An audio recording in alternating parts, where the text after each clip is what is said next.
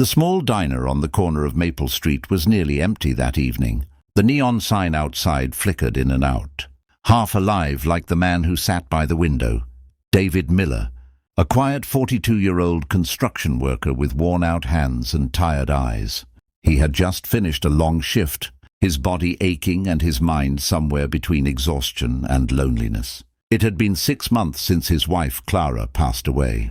Dinner time used to be laughter, soft arguments over burnt toast, and the sound of her humming as she set the table. Now it was just silence, and the hum of fluorescent lights above. David didn't plan to stop at the diner that night. He had food at home, leftovers, maybe cereal if he felt lazy. But something about the glow of the window and the smell of fresh coffee pulled him in. Maybe he just didn't want to go home to the echo of her absence. He ordered a simple meal, meatloaf, mashed potatoes and black coffee. The waitress, Maggie, smiled softly. "Eating alone again, Dave?" she asked, her tone gentle but knowing. He nodded. "Guess I'm getting used to it." She frowned, but didn't push further. She'd seen his decline, the slow retreat into himself, the quietness that seemed heavier each time. The food arrived steaming hot, and for a moment David just stared at it. He remembered how Clara used to insist on saying grace before every meal. "Gratitude makes food taste better," she'd say. Now he just muttered a silent thank you, not to anyone in particular, and picked up his fork. The doorbell jingled and a blast of cold air rushed in. David glanced up, half out of habit, half hoping it might be someone familiar.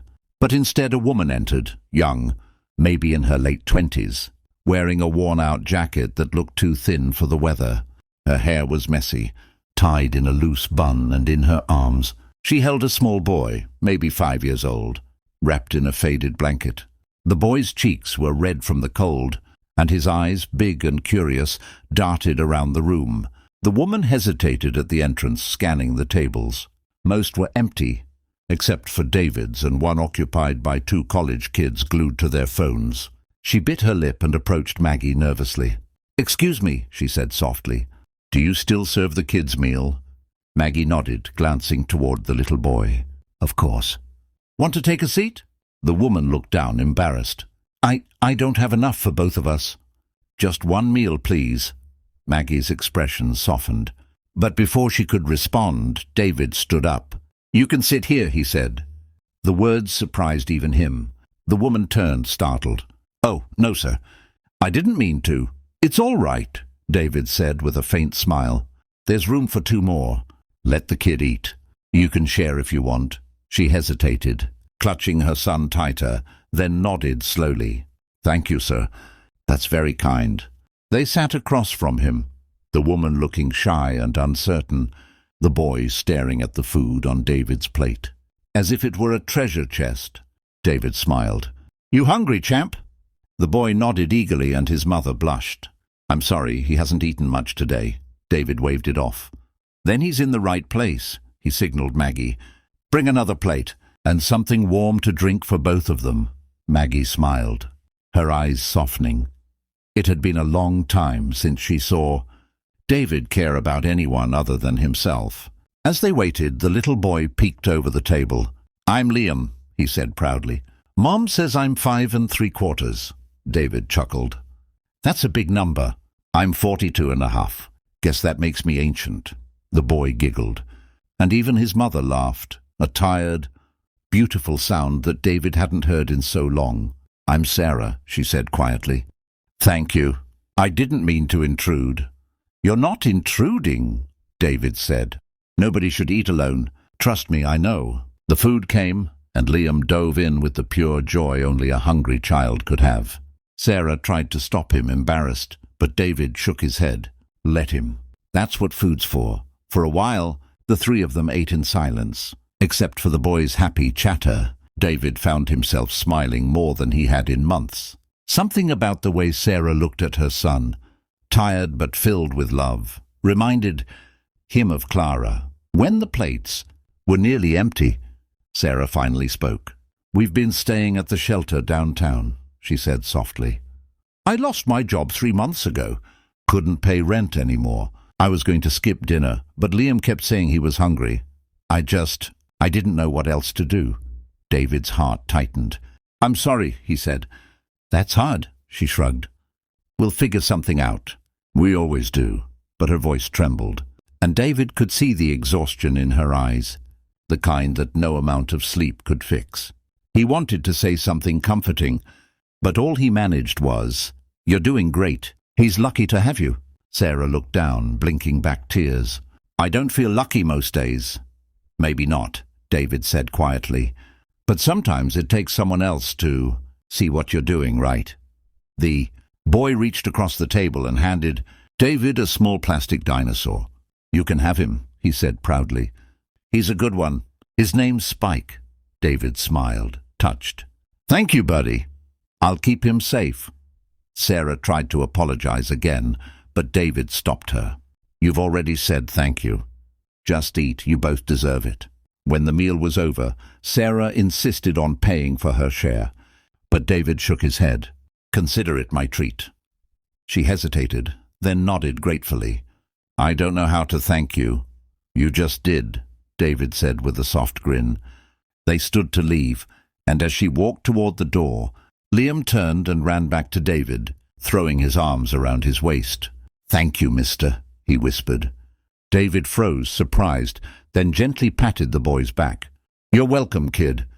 When they were gone, the diner felt empty again, but not lonely.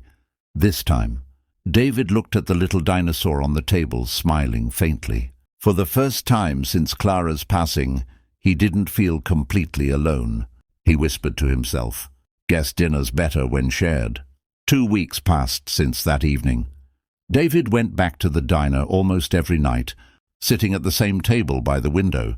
But this time he wasn't there for the food. He was hoping quietly that Sarah and Liam might return. Every time the door opened, his heart lifted, and sank again when it wasn't them. Maggie noticed, of course. You waiting for someone, Dave? She asked one night, pouring his coffee. He shrugged. Maybe, just hoping to see that little boy again. Maggie smiled. You've got a soft spot for them, huh? He reminded me of my nephew, David lied, though in truth. The boy reminded him of something deeper. Innocence, hope, maybe even purpose. One snowy evening, as David was about to leave, the door jingled, and there they were. Sarah and Liam, both bundled in thicker jackets this time, faces red from the cold. David's smile came before he could stop it. Hey there, strangers. Liam ran up to him immediately. Mr. David, he shouted, hugging his leg. Sarah smiled, embarrassed but relieved. We got a small apartment, she said, her eyes glimmering. It's not much, but it's ours. I started working at a bakery nearby. David's chest filled with warmth. That's great. I'm happy for you. We wanted to come say thank you, Sarah said. You helped more than you know that night. I was ready to give up, but you made me feel seen. They sat together again, this time as friends. David listened as Liam told stories about his new school, how he got a gold star for coloring inside the lines. Sarah talked about her job, long hours, sore feet, but pride in earning her way. David told her about Clara for the first time, how much he missed her, how empty the house had felt. Sarah listened quietly, her eyes soft. She sounds like she was wonderful, she said. She was, he whispered, and for the first time since she's been gone, I don't feel like I'm just existing. That night, you gave me that. They began to meet often, sometimes at the diner, sometimes at the park. David helped fix a leaky pipe in Sarah's apartment, brought toys for Liam, and even taught him how to throw a baseball. Slowly, what began as a chance encounter turned into something deeper, a bond built on kindness, loss, and the courage to start over. One Sunday morning, Sarah invited David over for breakfast. The smell of pancakes filled the small apartment, and Liam ran around laughing, wearing a superhero cape. David sat at the table, watching them with quiet contentment. Sarah set a cup of coffee in front of him. Black, right? She said with a grin. He smiled back. You remembered. Hard to forget the man who saved our dinner, she teased. David chuckled, then grew quiet. You know, I thought I'd eat alone for the rest of my life. That night, I didn't realize I'd find family again. Sarah looked at him, eyes shining. Sometimes life brings people together when they need each other most. Liam climbed into David's lap and said, "You're part of our family now, right?" David felt tears well up. "Yeah, buddy. I'd like that." Years later, people who passed the diner often saw them together. The same man who once ate alone now, laughing with a little boy and a woman with bright eyes. Sometimes one small act of kindness can rewrite an entire story.